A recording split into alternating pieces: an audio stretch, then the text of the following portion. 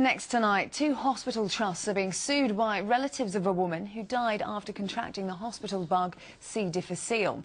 She could have been treated when she showed early symptoms, but it was more than a fortnight before she was tested for it. And by that time, it was too late. Her family say she'd still be alive today if she'd been given the right drugs. Mark Goff reports.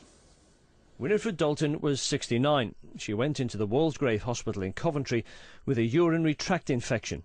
She died 6 weeks later after staff didn't test her for the hospital bug C. difficile, even though she had the signs. Her family say staff there and at the Caledon psychiatric unit, where she was also treated, made terrible errors, and an inquest jury ruled that neglect had been a factor in Mrs. Dalton's death. So what went wrong? C. diff is a bacteria which lives in the lower bowel. In healthy people it's not a problem, but for those who are ill or on antibiotics it can multiply and attack the intestines. When Winifred was admitted with her urinary tract infection in November 2005, she was given 2 antibiotics, known as broad-spectrum antibiotics.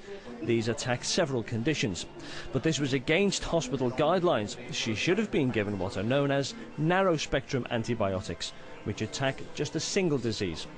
She developed diarrhoea, a sign that C. diff might have taken hold, but no samples were taken for a week. During this time, she was transferred to the Caledon Centre.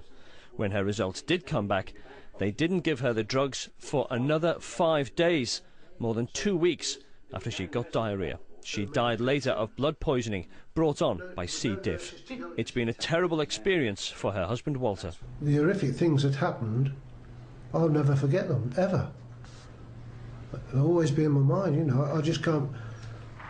Seeing her in the hospital when there's no nurses available to give me help and trying to clean her up. And it was heartbreaking to see her. You know, your wife for 47 years, actually wiping her to get her clean. She hadn't got a drink. She hadn't had a medication. It was one mistake after another. The trust which runs the Caledon Centre have admitted there were shortcomings in her care and have apologised to the family. A statement from the Walsgrave, now the University Hospitals of Coventry and Warwickshire, said some elderly patients do get C. difficile, and in Mrs. Dalton's case the symptoms weren't evident before she was transferred to the Caledon unit.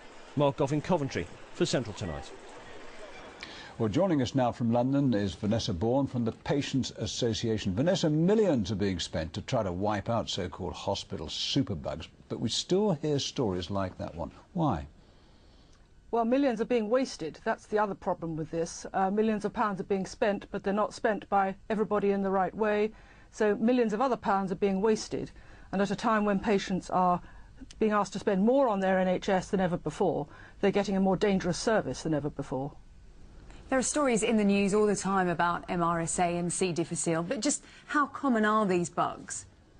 Well, many of us carry the MRSA bug around on our skins, which is why testing before people go into hospital is so important. And it's why everybody needs to take it so seriously, because it's there and it's going to get worse. And the other bug, C. difficile, is now endemic. In 10 years, this has gone from something that happened occasionally to something that frightens every patient going into hospital. Yes, I mean, and this is the alarming thing. A report today from the Healthcare Commission says a quarter of health organisations don't meet basic hygiene standards. Is it really that difficult for them to do so? You wouldn't think so, would you? If this was a supermarket chain or a hotel chain, heads would have rolled by now and things would be improving.